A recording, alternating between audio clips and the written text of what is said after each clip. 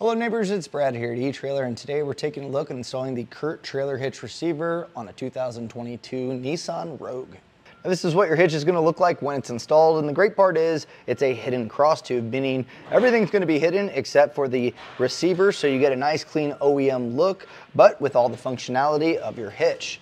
Now this is going to be a 2" by 2" receiver tube opening, which is kind of the standard size, and you're going to have tons of options when it comes to bike racks, cargo carriers, or ball mounts. And all of those accessories are going to stay in place with a 5/8 pin and clip. Now this does not come with the hitch. A lot of times your accessories will come with those. If you plan on leaving your accessories on your vehicle, you might want to look into a locking pin and clip. That way you can leave your accessories on and know that no one's going to walk away with them. Rolled style safety chain loop is nice and open, so for your safety chains you may have a standard S-hook, or even a larger clevis style is going to work super well on this. And speaking of towing, you are going to want to adhere to the weight capacities not only of the hitch but also the components and what your vehicle can tow. So you want to check the vehicle's owner's manual to see what it's capable of towing and compare that with the capacities of the hitch. And this one's pretty decent. You have a gross trailer weight rating of 3,500 pounds, which is going to be the weight of the trailer plus the accessories loaded onto it. Your tongue weight rating is going to be the downward pressure that's put on the inside of the receiver tube opening, and that's going to be mostly your suspended accessories like your cargo carriers or bike racks.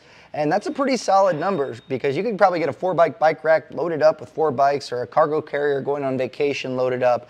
And as long as you're not exceeding that 525 pounds, you're going to be able to put quite a bit of real estate on the back of this vehicle. Now, measuring from the center of the hitch pin hole to the furthest point of the rear fascia, we're looking at right about 5.5 inches. And so it does sit a little bit recessed, which is good. You're not going to knock your shins on it as you walk past it, but you might want to look at accessories that extend out a little bit just to make sure that when they stow, whether it be a bike rack or cargo carrier, that they're not going to make contact with the fascia. Now, keep in mind, when those are in the stowed position, you're probably not going to be able to open up your rear hatch, but if they're empty, you could just drop those down and still gain access to your hatch. As far as ground clearance goes, this hitch comes in right at 12 inches, and that's going to be mostly important if you do plan on getting a ball mount. You can measure the coupler of your trailer when it's nice and level and compare that with the 12 inches and determine that rise or drop necessary. Something else I'll point out is if you have accessories like your cargo carriers or bike racks that are suspended as you go up an incline, or if there's any big bumps that you go over, those have a tendency to get pretty close to the ground. So just keep that in mind if you're going up a very steep hill or if there's rocky or rough terrain. Now, if you're concerned about getting this installed on your vehicle, I'm here to tell you this is nice and easy. There's only 4 bolts that go into factory weld nuts, so really all you need is a 3/4 inch socket, a torque wrench, and maybe an extra set of hands to raise the hitch up to bolt it in. But this can definitely be done in your driveway or garage in about 15 minutes, and then you'll be ready to use your hitch. So I'll walk you through all the steps to make sure you get your hitch installed. Let's take a look at that.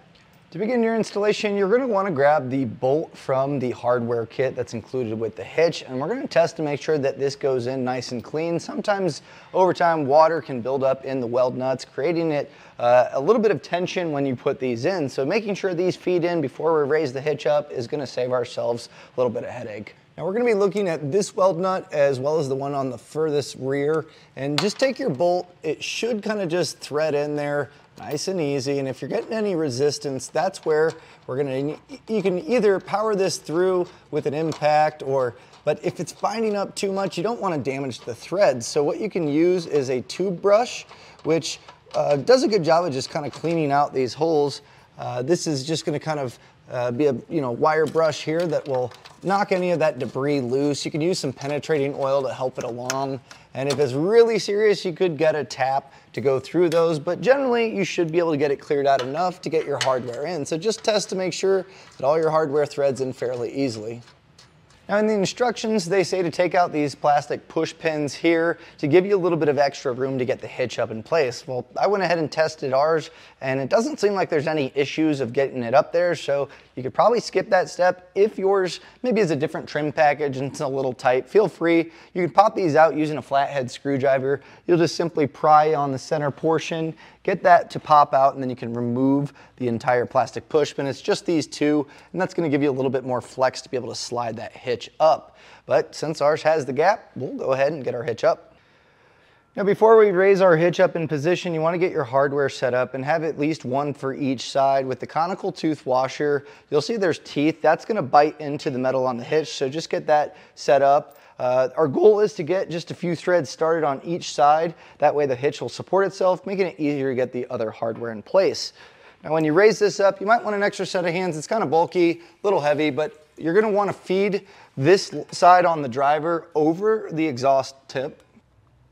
And then just raise this up and then get those weld nuts aligned with the holes on the hitch.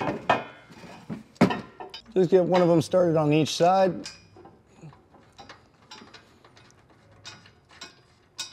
Now, if you're getting the back one on, this is obviously going to pivot a little bit. So you may need to move the hitch to get this to align, but we'll just get these started by hand as well. Now, once we get these all hand tightened down, you can just snug them down with a 3/4 inch socket.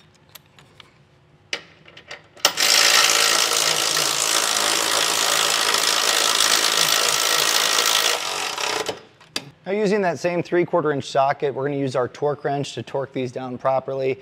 And that torque setting is found in the instruction manuals, and this is going to be important, especially with weld nuts. You want to make sure that it's going to be tight enough to obviously keep the hitch there for the lifespan of the vehicle, but also not too tight, putting damage on those weld nuts. Now the torque setting in this is it's high enough to where you're probably going to want to pick up a 1/2 inch torque wrench. So if you need a torque wrench, we have them here at eTrailer. You can generally go to an auto parts store and rent one for free, but the 1/2 inch torque wrench is going to be the one you want, because this will get us up to the torque setting that is required.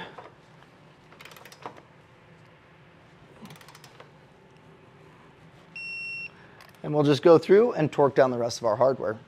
Now once everything's torqued down properly, if you removed those plastic push pins earlier, go ahead and put those in place, but your hitch is installed. So all that's left to do, load up your accessories, put in your pin and clip, and hit the road.